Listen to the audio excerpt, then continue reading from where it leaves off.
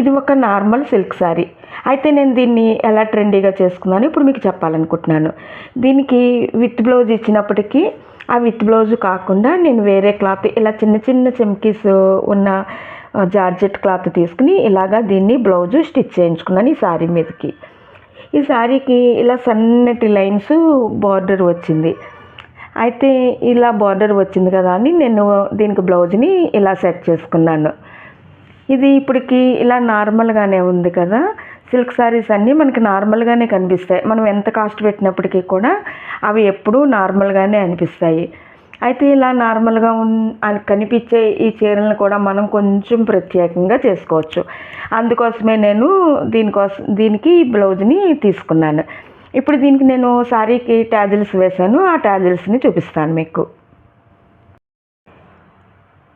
ఈ శారీకి ట్యాజిల్స్ నేను ఇలా వేశాను. అయితే నేను ఛానల్ పెట్టకముందే దీన్ని కంప్లీట్ చేసేసాను ఈ ట్యాజిల్స్ వేయటం. అందుకని మేకింగ్ వీడియోని పెట్టలేదు. నా ఛానల్ని చూస్తూ ఉండండి. ఇది నేను ఎలా తయారు చేశాను అన్నదాన్ని మరొక శారీ మీద మీకు చూపిస్తాను. చూసారా, ఇది తెలుస్తుందా? ఒక బిగ్ పెరల్ బీడ్ కింద షుగర్ బీడ్స్, దానికి ఇలా ఒక సర్కిల్ లాగా, ఆ పెరల్ బీడ్కి సర్కిల్ లాగా, కరెక్ట్గా చెప్పాలి అంటే ఒక చిన్న ఈర్ స్టడ్ లాగా చేశాను కదా దీన్ని నేను. ఇది చేయటం కూడా ఎంతో సులువు, చాలా సులువు. మనం ఇంట్లోనే ఈజీగా చేసుకోవచ్చు. దీని మేకింగ్ అయ్యే ఖర్చు కూడా మనకి చాలా చాలా తక్కువ, మన బడ్జెట్లోనే వస్తుంది. మనం స్వయంగా చేసుకున్నామనే సాటిస్ఫాక్షన్ కూడా మనకు ఉంటుంది. చూసారా, ఇలా మనం నార్మల్ శారీస్ని కూడా మనం చక్కగా ఇలాగా ట్రెండీగా చేసుకోవచ్చు. ఇలా మనం టాజిల్స్ వేస్తే వాషింగ్కి ఇబ్బంది ఏమో, బీడ్స్ కలర్ పోతాయేమో అని కూడా ఏమీ అక్కర్లేదు. నేనైతే వాషింగ్ మెషిన్లోనే వేసేస్తాను ఈ శారీస్ని కూడా, ఏమీ ప్రాబ్లం ఉండదు.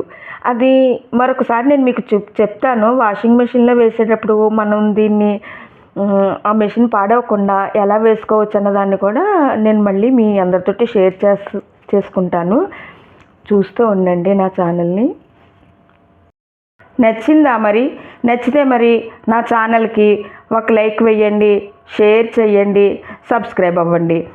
ఇలా నేను తీసుకున్న ప్రతి ఒక్క చీరని కూడా నేను ఎలా ట్రెండీగా చేసుకుంటానో, ఎలా డిజైన్ చేసుకుంటానో, నార్మల్ శారీస్, కాటన్ శారీస్, పట్టు చీరలు, ఫ్యాన్సీ చీరలు అన్నీ కూడా నేను మీ అందరితోటి షేర్ చేసుకుంటాను.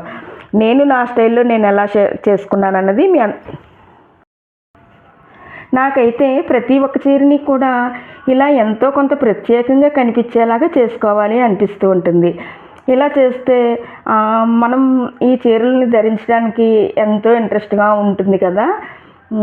ఇలా శారీసే కాదు, వీటి మీద వేసుకునే బ్యాంగిల్స్, మనం వేసుకునే యాక్సెసరీస్ అన్నీ కూడా వీటికి మ్యాచింగ్ వేసుకోవాలి అనేది నాకు ఎంతో ఇష్టమైన విషయం.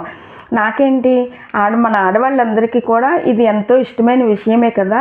అందుకే నేను ఇలాంటి విషయాలన్నీ నేను మీతో షేర్ చేసుకుంటూ ఉంటాను. మీరు కూడా కామెంట్ సెక్షన్లో మీరు ఏదైనా చేస్తే నాకు చెప్పండి.